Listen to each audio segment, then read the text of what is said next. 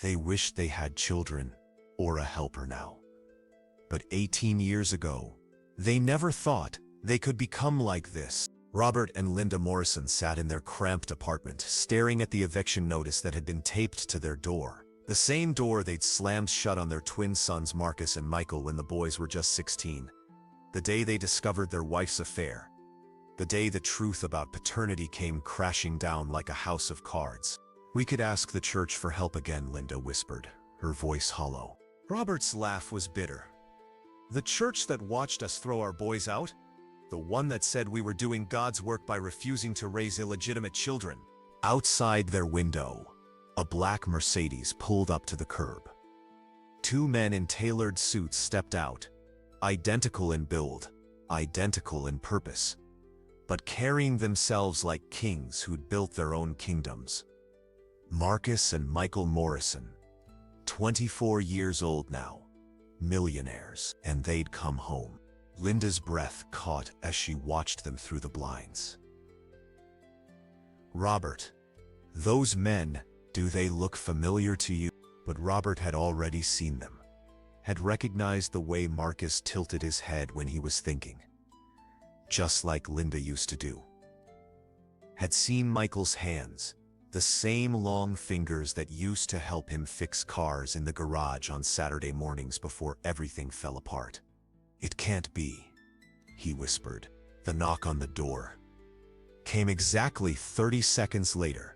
Firm, confidence, final. "Mom, Dad, we need to talk." Marcus's voice carried through the thin wood, deeper now, but Linda would have known it anywhere. It was the same voice that used to call her mama and beg for bedtime stories. The same voice that had cracked when he pleaded with them not to throw them out into the snow that December night 8 years ago. Robert's hand trembled on the doorknob. Behind that door stood the sons they'd abandoned. Behind that door stood their past, their shame, their greatest failure, walking around in $1,000 suits. "We're not ready for this," Linda breathed. Michael's voice joined his brother's, calm but unyielding. "You had 8 years to get ready. Open the door." The apartment had never felt smaller. Marcus and Michael filled the space not just with their physical presence, but with the weight of everything they'd become. Everything they'd built from nothing after being thrown away like trash. "You look," Linda started, then stopped. What could she say? "You look successful. You look like you survived. You look like you didn't need us after all." "Different," Robert finished for her, unable to meet his son's eyes. Marcus, always the spokesperson, straightened his tie, a nervous habit he'd developed in boardrooms, where he was often the only black face at the table. "We are different. We had to be." The silence stretched like a wound.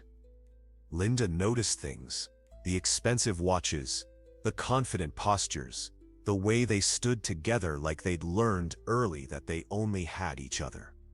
Michael's scar above his left eyebrow was new. So was the hardness in Marcus's eyes. "Why are you here?" Robert asked, his voice barely audible. "Forbes," Michael said simply, pulling out his phone. "We made the 30 under 30 list.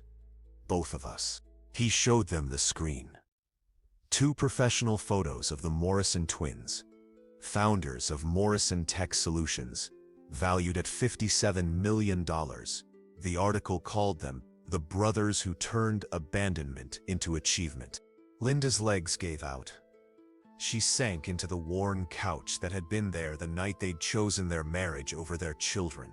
"We built a company," Marcus continued, his voice steady but his jaw tight. "Started in a homeless shelter with a broken laptop Michael found in a dumpster.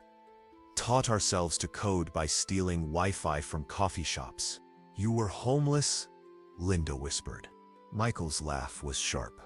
"For 3 years. Bounced between shelters, foster homes, group homes. Aged out of the system at 18, with nothing but each other and a promise we made." "What promise?" Robert asked. though part of him already knew he didn't want to hear the answer.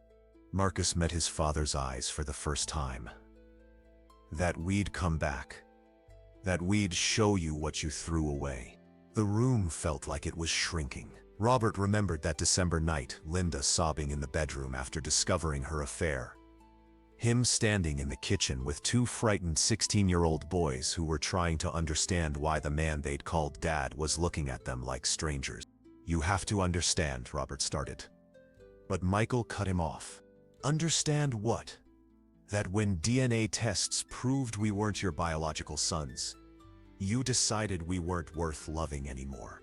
It wasn't that simple. It was exactly that simple." Marcus's composure finally cracked.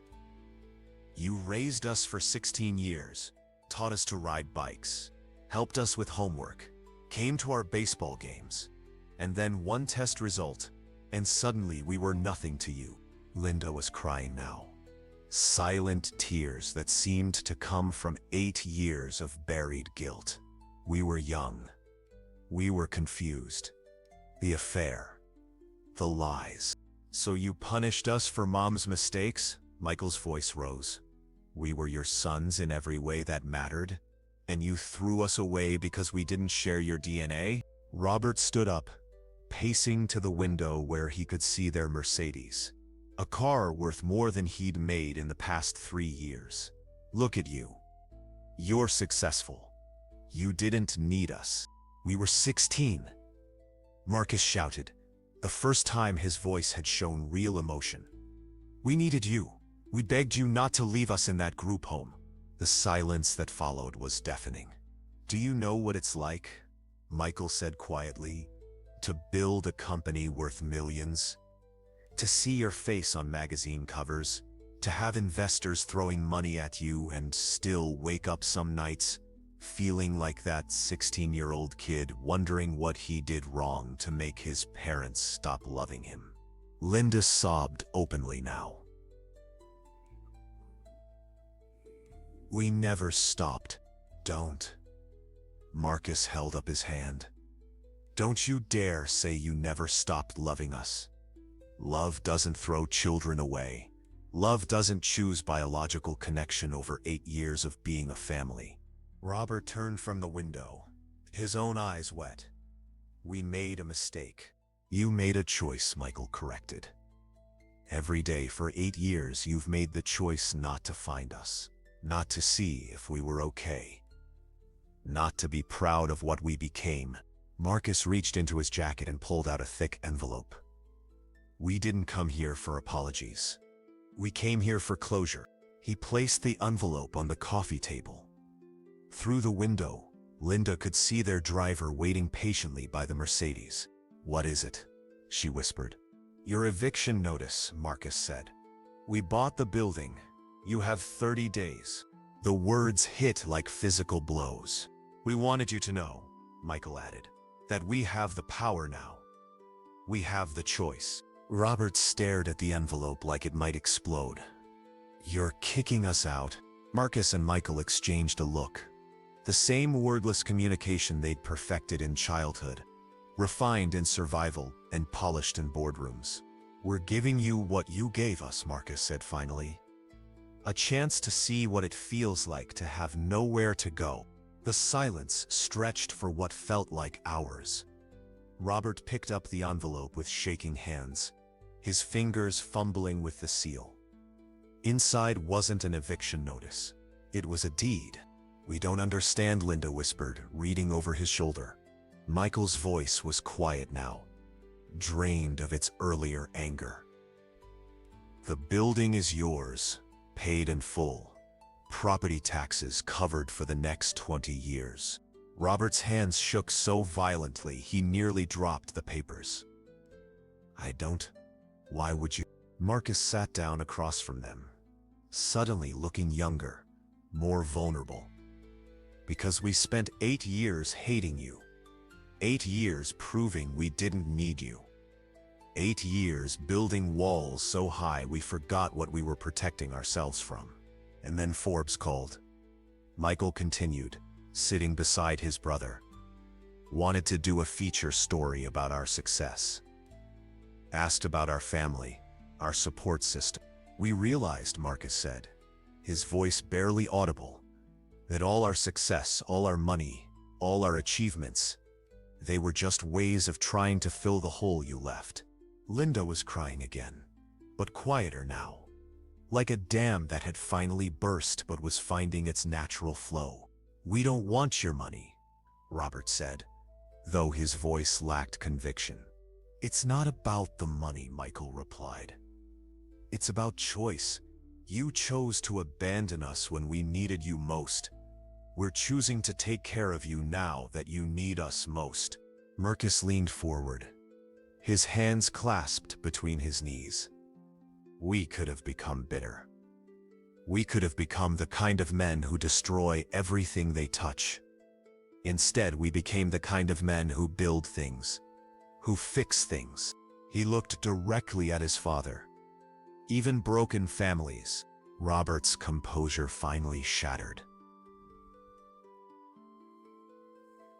8 years of justifying their decision. 8 years of telling himself they'd done the right thing. 8 years of trying to forget the look in his son's eyes when he'd closed the door. It all came crashing down. We were wrong, he sobbed. God help us, we were so wrong. Michael reached into his other pocket and pulled out 2 more items. A faded baseball and a small wooden car.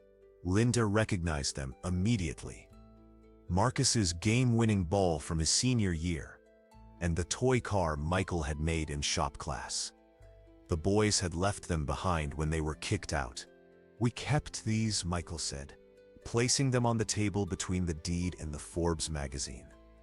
In every homeless shelter, every group home, every crappy apartment we lived in while building our company. We kept them because they reminded us that we used to have a family. Marcus's voice cracked. We used to have parents who loved us. Linda reached out tentatively, her fingers hovering over the baseball. Can I? Marcus nodded. She picked it up, turning it over in her hands like a sacred relic. You hit this over the fence in the 9th inning. Tied the game. You remember, Marcus whispered.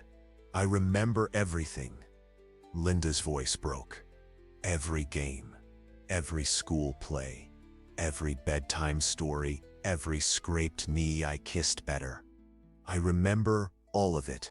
Robert picked up the wooden car, his thumb tracing the careful craftsmanship. You made this for me for Father's Day. You said it was the best gift you'd ever gotten, Michael said. It was. It still is. The 4 of them sat in the small apartment, surrounded by the artifacts of a family that had been broken and was possibly finding its way back to each other. Where do we go from here? Linda asked. Marcus and Michael looked at each other again. But this time the look was different. Less guarded, more hopeful. We don't know, Marcus admitted. We came here angry. We came here to prove a point. What point? Robert asked. That we didn't need you, Michael said. That we'd succeeded in spite of you. Marcus smiled, for the first time since walking through the door. Turns out we were wrong about that too. 6 months later, Linda stood in the kitchen of their new house. Not the mansion Marcus and Michael had offered to buy them, but a modest place with a big backyard and room for everyone. She was making Sunday dinner, something she hadn't done in 8 years. Through the window, she watched Robert teaching Marcus's 5-year-old daughter, their granddaughter they'd never known existed, how to throw a baseball. Michael was on his laptop at the patio table, building another company, but he looked up every few minutes to smile at the scene. The roast is almost ready, she called through the sliding door. 5 more minutes, Grandma Linda, the little girl called back, and Linda's heart swelled like it might burst. Marcus appeared beside her at the sink, rolling up his sleeves to help with dishes, a habit from childhood that had somehow survived 8 years of separation. She's beautiful, Linda said, watching her granddaughter chase the ball Robert had thrown deliberately wide. She looks like Mom, Marcus said. Her mom, I mean. My wife. I'd like to meet her someday. She's coming for Christmas. Says she wants to meet the grandmother who raised the man she fell in love with. Linda's eyes filled with tears. The good kind this time. Thank you, she whispered. For what? For coming back. For giving us another chance. For being better men than we deserved. Marcus put his arm around his mother, his real mother, the only one who'd ever mattered, and watched his daughter laugh as his father chased her around the yard. Thank you for teaching us how to love someone even when they break your heart, he said. Through the window, Michael closed his laptop and joined the game, grabbing the little girl and spinning her around while she shrieked with delight. 4 generations of Morrisons, together again, healing together. Linda looked at Marcus, then at the family in the backyard, then back at her son who'd built an empire but came home anyway. Family, she whispered.